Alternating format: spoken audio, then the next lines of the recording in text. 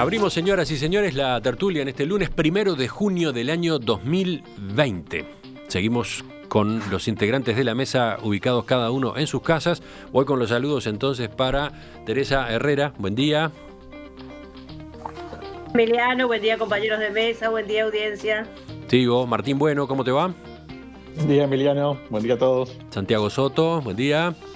Buenos días, ¿cómo andan? Un saludo grande para ustedes y para el resto de la audiencia. Y Rodolfo Saldain, bienvenido. Buen día, acá estamos prontos para compartir este rato. ¿Todos en Montevideo o Rodolfo en Rocha todavía? En Rocha. Voy un par de días a la semana a Montevideo, pero tengo base acá todavía. Bueno, vamos al primer tema ineludible en esta conversación de hoy, todo lo que ayer nos sacudió. Rige hoy y mañana el duelo nacional decretado por el presidente Luis Lacalle Pou en memoria de los 3 infantes de Marina asesinados ayer de madrugada dentro de una caseta en un puesto de custodia de una antena de la Armada Nacional en el Cerro, a metros de la Fortaleza. En una breve declaración que realizó anoche en Torre Ejecutiva, Lacalle Pou dijo: la indignación, la tristeza y la bronca que tiene el pueblo nacional es la misma que tiene el gobierno y el presidente de la República. Pero con serenidad y firmeza quiero decirles claramente que vamos a combatir, a perseguir y a capturar a él o los responsables de este homicidio para así ponerlos en manos de la justicia para que sean juzgados. El mandatario, que no aceptó preguntas y tenía a sus lados a los ministros de Interior y Defensa Nacional, enfatizó: no estamos dispuestos a naturalizar la violencia en la sociedad. Desde el gobierno vamos a utilizar todas las herramientas constitucionales y legales que permitan utilizar la fuerza del Estado para repeler la agresión a los ciudadanos uruguayos y a aquellos que habiten nuestro país. Los cuerpos sin vida de los 3 infantes de Marina fueron descubiertos próximo a las 8 de la mañana de ayer por los soldados que iban a hacer el relevo en la guardia. Estos militares dieron cuenta a la policía, que al llegar al lugar ingresó a la caseta y observó a 2 infantes de Marina tendidos en el piso con sangrado abundante y con un disparo de arma de fuego en la cabeza. El tercer marino fue encontrado tendido sobre un colchón, también con herida de arma de fuego, según se informó. Los homicidas se llevaron las armas de reglamento de estos militares, que eran pistolas Glock 9 milímetros. Las víctimas fueron identificadas como Alex Guillenea, de 22 años, Alan Rodríguez, de 25, y Juan Escobar, de 32 años. ¿Qué dicen ustedes a esta altura? 24 horas después, cuando ya el tema estaba en la agenda de la gente y del sistema político. ¿Quién empieza? Qué difícil, ¿no? A ver, ¿quién toma la palabra? Empiezo. Rodolfo. Empiezo. Sí. Terrible por multiplicidad de razones, pero hay una que creo que rompe los ojos. La desproporción entre la entidad del crimen y lo esmirriado del botín. Es impensable que el objetivo de este ataque haya sido por 3 pistolas Glock 9 milímetros. Fue un crimen con características tales que hace pensar que claramente atrás de esto hay otro objetivo que va mucho más allá que esas tres pistolas.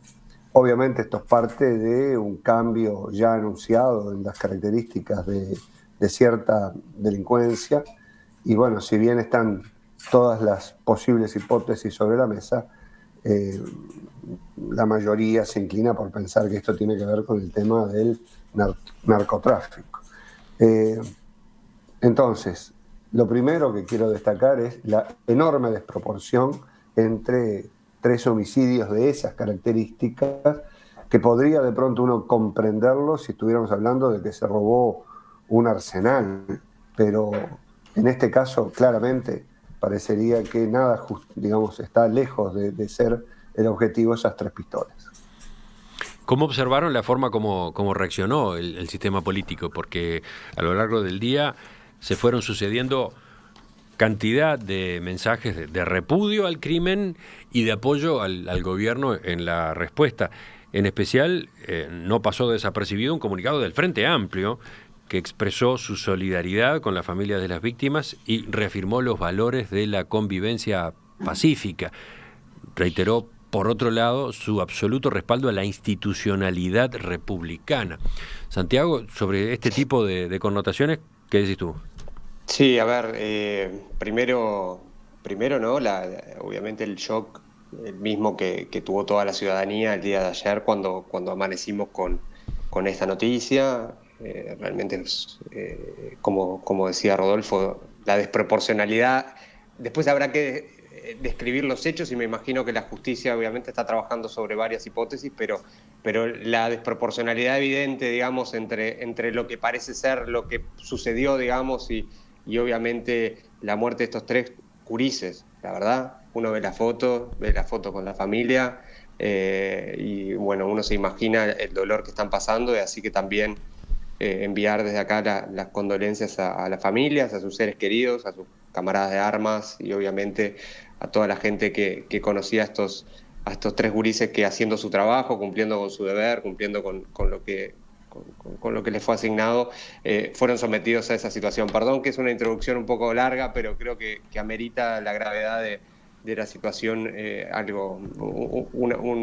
digamos, un mensaje también de una extensión acorde, digamos, a la gravedad de los hechos.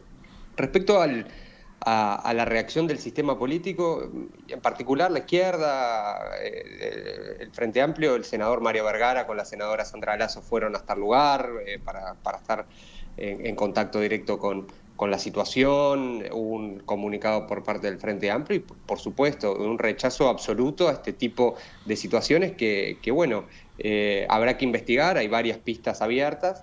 Pero que sin duda, digamos, el PIT-CNT también emitió un comunicado muy duro, digamos, en los términos, digamos, del repudio a lo que había sucedido. El comité del Partido Colorado también hizo lo mismo y yo creo que esa es la actitud correcta, y quiero hacer nada más un matiz y con esto cierro, Emiliano.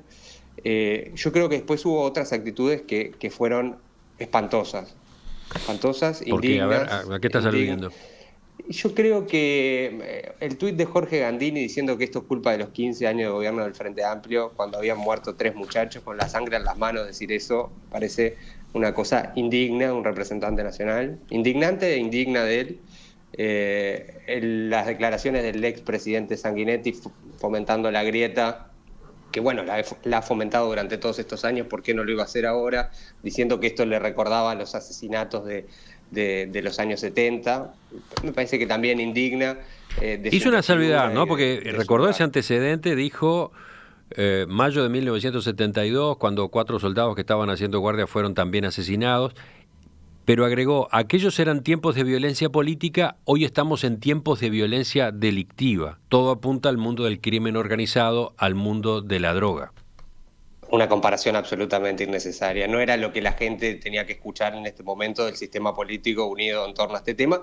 Y además sabemos, Emiliano, que eso de fondo, que hay un mar de fondo en redes y en algunos actores políticos que incluso fomentan la hipótesis de que esto es parte de una reedición de la violencia política en el Uruguay, que yo creo que realmente es una hipótesis que no tiene ni pie ni cabeza. Ayer lo discutían en algún programa de tele incluso como una hipótesis, digamos, posible, cuando yo creo realmente que está totalmente afuera.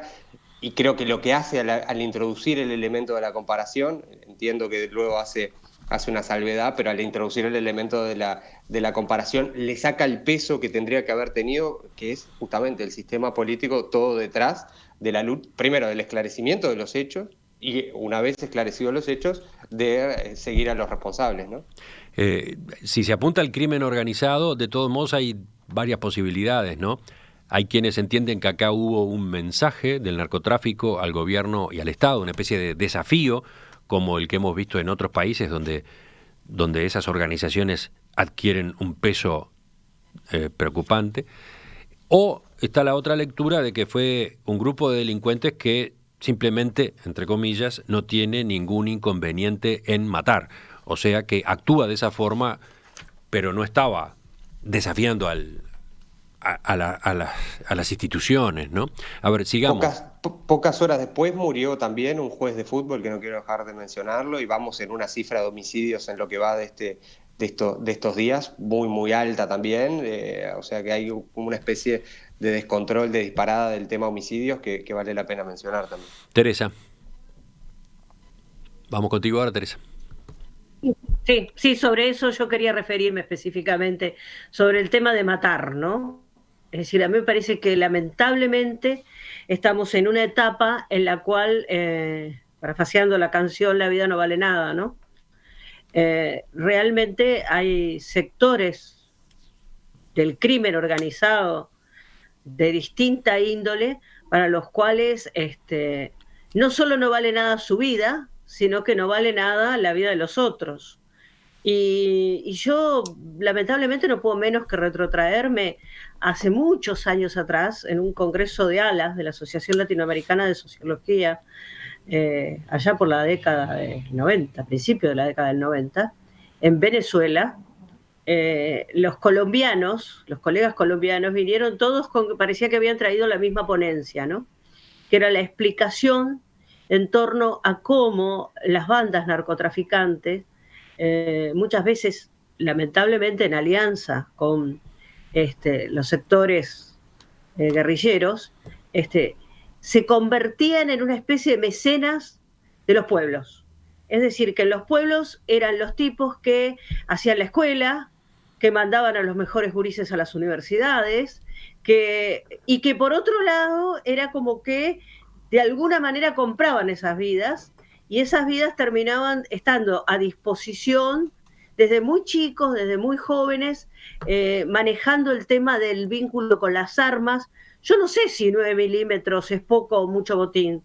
Yo creo que cuando la vida de una persona depende del fierro y su forma de vida depende del fierro, no sé si es poco o mucho. Yo creo que acá hay como una transversación de valores demasiado grande y que muchas veces no nos damos cuenta de lo que significa el cambio cultural del crimen organizado y hasta dónde llega. Ayer en un programa de televisión, por lo menos a mí, así como Santiago decía que no estaba de acuerdo con alguna cosa, yo sí me recordó algo que, bueno, que quedó por ahí. ¿Qué pasó con Moravito? Ese señor salió caminando de la cárcel central y nunca más se supo. Y no hay nadie, que yo sepa por lo menos, si alguien sabe me informa, que haya pagado las consecuencias de esa situación.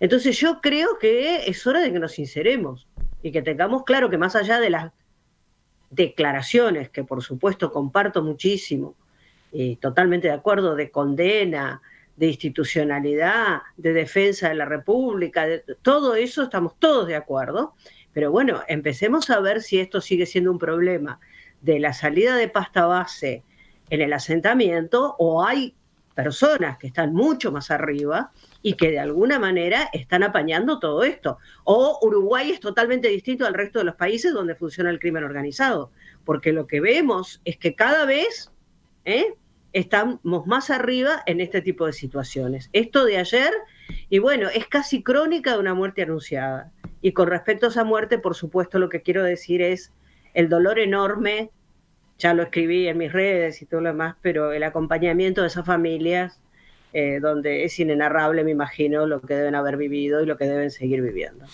Martín, seguimos, ahora completamos la ronda contigo. Lo que nos pasó ayer es básicamente, Uruguay suele ser un país tranquilo, en Uruguay no suelen pasar muchas cosas, y ayer es como que nos comimos todos una piña muy fuerte. O sea, en Uruguay pasan muchas más cosas de las que pensamos, y de alguna manera lo de ayer fue que eso tomó estado público. Obviamente que es un drama, es un horror lo que sucedió, que nos impacta desde lo humano y nos quiebra por momentos, porque no podemos creer que haya personas que tengan esa capacidad de maldad. Básicamente, claramente con una línea de valores y cultura muy lejos de lo que es la enorme mayoría de la sociedad. Pero creo que es momento, y esto ya ha estado en la prensa y ya ha estado por jerarcas de gobierno anterior arriba de la mesa, En Uruguay tenemos claramente un grupo no menor de personas que están vinculadas al crimen, que están vinculadas a pautas culturales del crimen organizado y que no tienen nada que ver de cómo somos nosotros como sociedad. Yo escuchaba a Sanjurjo, digo, hoy más temprano en Perspectiva, y creo que una de las tesis que él puso arriba de la mesa es la más razonable. Que esto básicamente termina siendo un mensaje entre las propias bandas. Esto termina siendo un mensaje de quién tiene más poder en ciertos lugares. Y en esas pautas culturales que ellos tienen, se llevan la vida de tres militares, de 3 personas inocentes, de una manera horrible, seguramente sin absolutamente ningún cargo de conciencia. Bien. Esto tiene que ver con muchas cosas, seguramente, también tiene que ver con Uruguay ha generado en los últimos, yo diría yo, 40, 50 años quizás, el caldo de cultivo de marginalidad suficiente para que hayan personas con la suficiente falta, diríamos, de formación, de educación, de cariño, de amor en sus primeras etapas, para que luego sean soldados, diríamos, de todas estas cosas y que puedan ser captados. ¿Por qué, digamos, la violencia narco se da en límites absolutamente gigantescos, generalmente en países pobres y que tienen grandes bolsones de pobreza? La marginalidad es una cantera para todo esto. Y bueno, y Uruguay, que siempre fue una isla, empezó a dejar de serlo. Y creo que vamos a tener que asumir que hay lugares donde reina una cultura que estamos muy lejos. No sé si, supongo que hay muchos oyentes y quizás algunos de ustedes han visto una de las tantas de decenas de series o películas que hay sobre el mundo narco, o está en boga, ¿no? Hay de Escobar, del Chapo, pero Netflix ha hecho una producción gigantesca sobre eso, y cuando uno las ve, que claramente más allá de ser ficción tienen una bajada de la realidad, en definitiva el policía es un pobre tipo, en definitiva el político es un corrupto, en definitiva las jerarquías o son pobre gente o corruptos, y siempre el narco termina ganando, ¿no? Y realmente es muy decepcionante, y creo que tenemos que encararlo integralmente. Hoy lo decía Sanjurjo, y creo que es así, integralmente desde la parte de la represión, integralmente también desde la parte de hay que cortar esas cadenas de marginalidad que terminan alimentando este tipo de organizaciones. Sí, y yo creo que este caso tiene tantas puntas. Bueno, para empezar, todavía no sabemos exactamente qué ocurrió, la investigación está en curso. Afortunadamente hay elementos como las cámaras de seguridad de la zona que permitirían encontrar algunas líneas de trabajo. Pero en este contexto que ustedes venían comentando, al que yo agregaría la cantidad de casos de rapiñas a policías para robarles sus armas de reglamento que hemos visto en los últimos meses, e incluso varios ataques o intentos de ataque a unidades militares, varios oyentes marcan, y yo francamente comparto esa inquietud, si la forma como los efectivos de las Fuerzas Armadas en particular se plantan en esas casetas de vigilancia o de guardia no es demasiado liviana, ¿no? Creo que muchos hemos tenido la sensación en el día de ayer de que estos 3 botijas estaban regalados allí en esa cabaña, entre comillas, en la zona del cerro, ¿no? Teniendo en cuenta lo que ha pasado, teniendo en cuenta lo que ya ocurrió, teniendo en cuenta que tienen armas de reglamento que por lo visto son un botín muy preciado. Si consideramos solamente esa hipótesis, nada más que esa, la de que lo que se buscara fueran las armas de reglamento, ¿no? No hay una cuestión de alerta en los efectivos de las Fuerzas Armadas que no está suficientemente fuerte. ¿Qué dicen ustedes sobre ese punto? A ver, sí, Rodolfo. Bueno, a ver, Teresa. Adelante, Teresa, adelante. Teresa, bueno. Adelante. Yo creo que justamente ese es el tema, ¿no? Era lo que yo decía recién. Rodolfo decía lo del magro botín. Sí, magro botín, ¿para quién? Entonces, a mí me parece que el tema justamente de que no tenemos conciencia, o todavía me parece que como sociedad no hemos tomado conciencia de estas situaciones que se están empezando a dar todos los días, lamentablemente.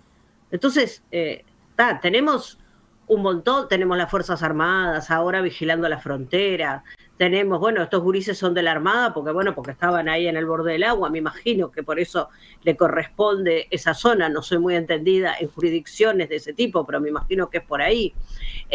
Tenemos la policía que cada vez tiene más efectivos, es decir, hay una serie de cosas, bueno, ahora tenemos su director de inteligencia, y la pregunta es, bueno, ¿avanzamos o cada vez avanza más esto del crimen organizado?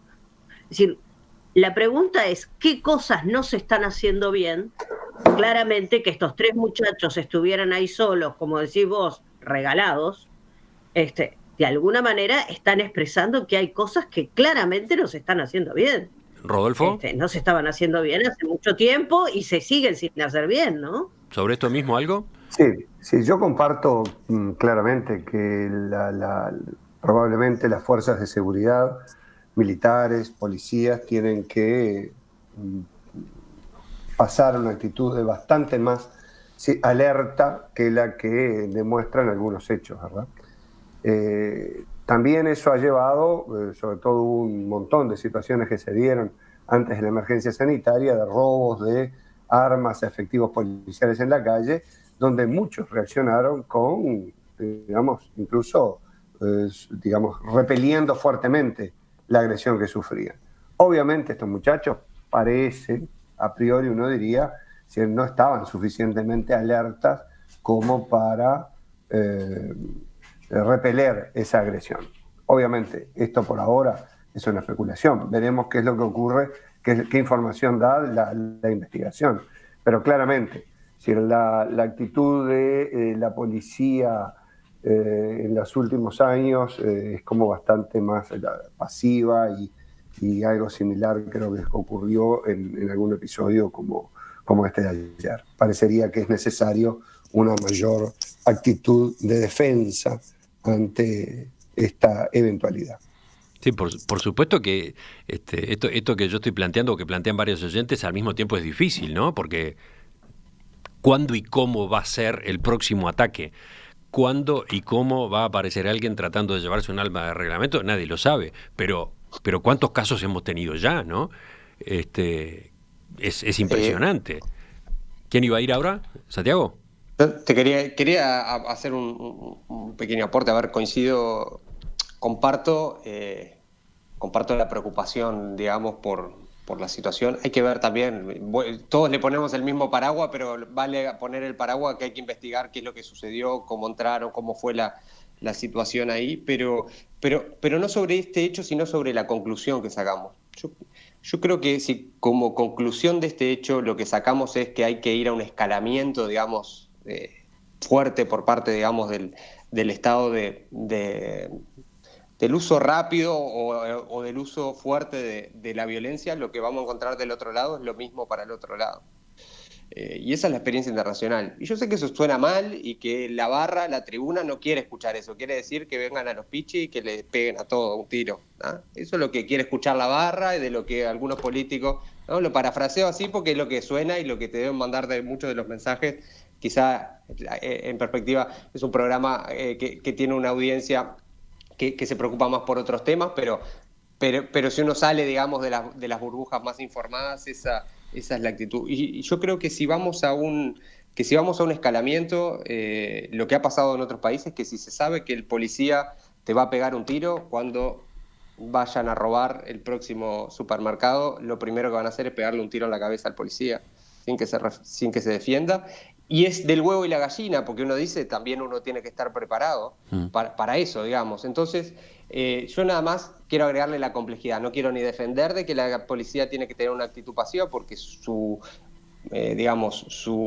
objetivo justamente es defender que el monopolio de la violencia, en el buen sentido de la palabra, lo tiene el Estado, que es el que tiene que en definitiva imponer el orden público y cuidar, digamos, la salud, la vida y la libertad de las personas. Pero también tengamos en cuenta que a veces, obrando, digamos, la opción más fácil, que puede ser la reacción que tengamos a partir de esto, o la que pueda tener incluso algunas autoridades, seguidas por el grito de la tribuna, no nos lleven a menos niveles de violencia y menos muertes, sino y más combate en definitiva a las bandas del narcotráfico o de las bandas que están instaladas, sino que nos lleven justamente a una espiral de violencia mayor donde lamentemos cada vez más la situación. Es una paradoja que no la tiene Uruguay, es una discusión que se da en toda América Latina, que se ha dado en toda América Latina para un lado y para el otro. Por eso que hay que ir más arriba, no hay que estar... Las cárceles están llenas de gente pobre, y lamentablemente esa gente pobre no es la que manda las bandas de narcotraficantes y las que permite que las bandas de narcotraficantes operen en Uruguay. Entonces hay que ir más arriba. Lo siento mucho, pero es así. Yo recién hacía referencia, se fue Moravito, este señor de los 40 kilos de coca, que no sé qué, ya está suelto. Entonces, digo, realmente, ¿estamos combatiendo en serio el origen del narcotráfico? Porque el origen del narcotráfico, insisto, no está en la boca de la pasta base. La boca de la pasta base es un tema mucho más complejo que sí tiene que ver con la marginalidad, que sí tiene que ver con la explotación de los gurises que están en esto. Es bien distinto, son dos problemas muy diferentes.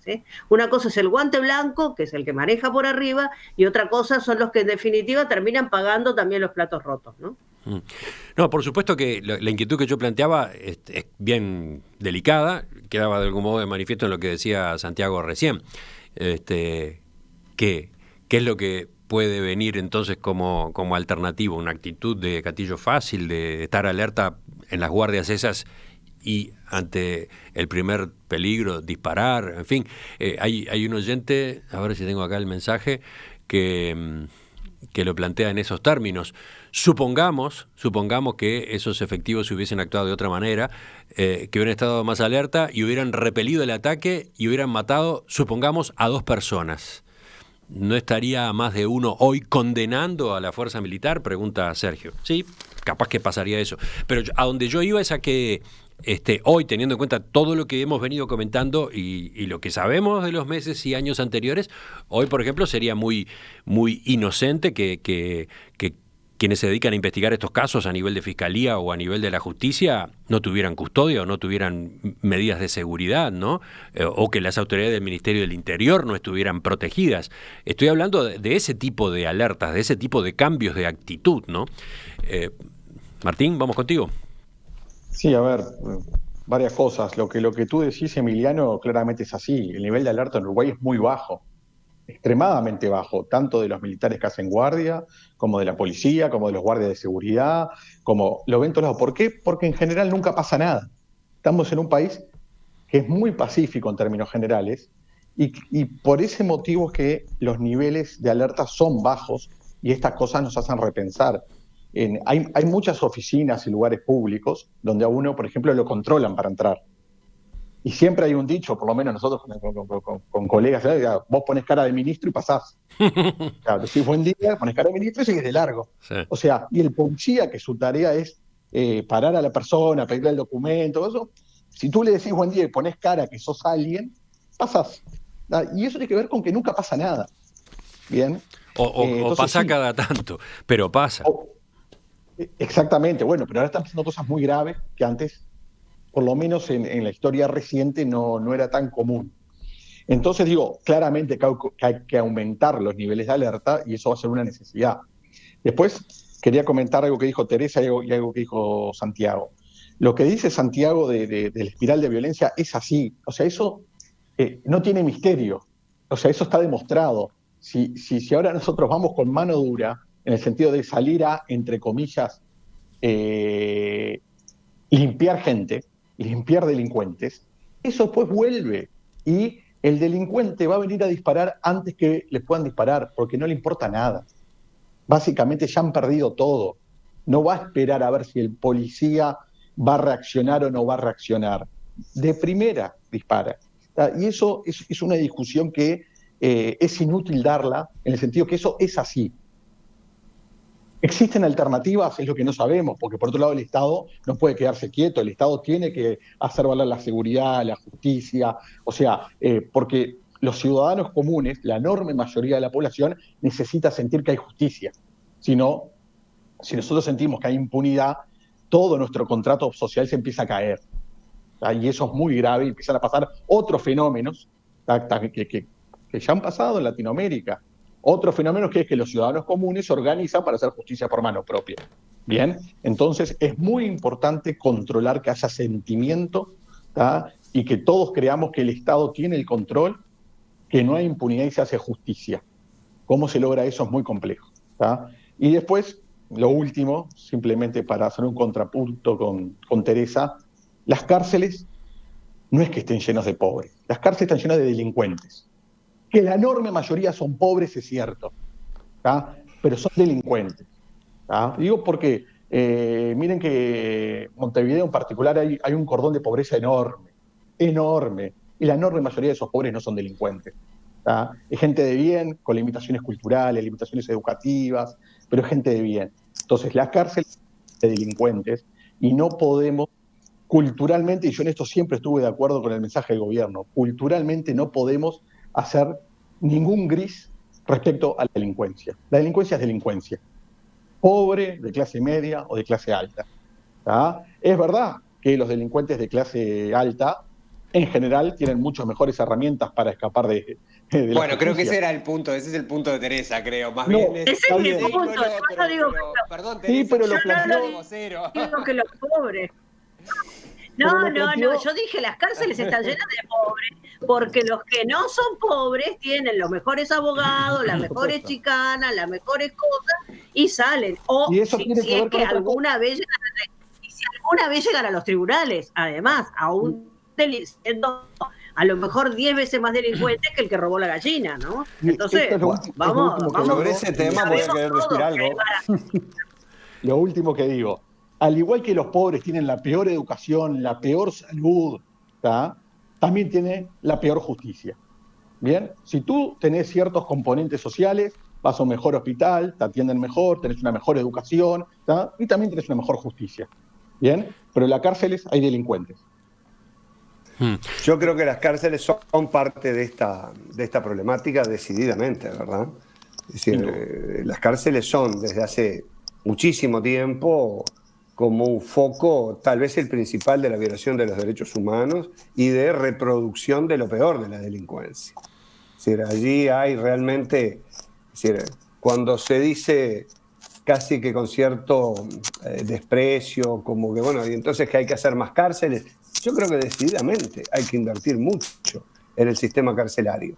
Es decir, no porque tenga que haber más cantidad de gente presa, sino porque tiene que haber una mejor forma de estar preso y de lograr recuperar mucha gente que sin duda sería recuperable, pero obviamente no en las condiciones de hacinamiento y de falta de actividad y de falta de preocupación en la que el comisionado parlamentario Juan Miguel Petit un año tras otro informa al Parlamento que se vive o cada vez que tiene oportunidad de expresarse públicamente. Creo que allí sí también hay un problema bien importante y creo que va bastante más allá del tema pobres o no pobres, sino que bueno, es una fuente indigna que tenemos de tener la gente presa y que es necesario, sin duda, hacer una inversión importante allí, edilicia y también de recuperación, digamos, aplicando los preceptos constitucionales sobre el tema. Puntos suspensivos. Ponemos puntos suspensivos en el enfoque de este tema, de este que nos atrapó desde ayer de mañana a todos los uruguayos, que todavía está abierto, ¿no? Y por lo tanto, a propósito del cual las consideraciones son absolutamente frágiles y provisorias. Menciono 3 mensajes de oyentes para dar la pauta de otras puntas que quedan abiertas. Sobre el tema de la actitud alerta de las guardias militares, en este caso, Alberico plantea la preocupación por el celular. El teléfono celular, cuánto distrae, cuánto más interesante es para algunos de estos efectivos que estar atentos a las inmediaciones del lugar en el que se encuentran custodiando. Por otro lado, hay quienes preguntan, ¿tenemos la información clara? ¿Hubo en el lugar violación de la puerta, violación de los accesos o no? Y si no hubo, ¿qué quiere decir eso? en cuanto a la forma como entraron los homicidas y qué conocían o no conocían del lugar. Hay varios mensajes que van por ese lado. Termino agregando algo que leí hoy en El País y que me impresionó bastante. El fiscal Diego Pérez, que es el que investiga el atentado a la sede de la Brigada Antidrogas ocurrido a comienzos de mayo y también las ocupaciones de un campo en Santa Catalina, consultado por el diario El País sobre los homicidios de ayer, estos homicidios de 3 infantes de Marina, dijo que no podía establecer una vinculación entre esos hechos, pero dijo, los autores de este cobarde hecho contaban con información del lugar donde montaban guardia. Eso nos lleva a otra situación particularmente grave. ¿Cómo puede salir información de este tipo? También nos lleva a un comentario de la fiscal Ferrero sobre las dificultades que enfrentamos al momento de investigar a organizaciones delictivas de esta clase que tienen la capacidad logística de llevar a cabo estas atrocidades. Señaló que hay profesionales que son funcionarios de organismos del Estado que combaten al tráfico de drogas y en su actividad privada asesoran a traficantes. Ese tema se tiene que plantear y analizar, dijo el fiscal Pérez.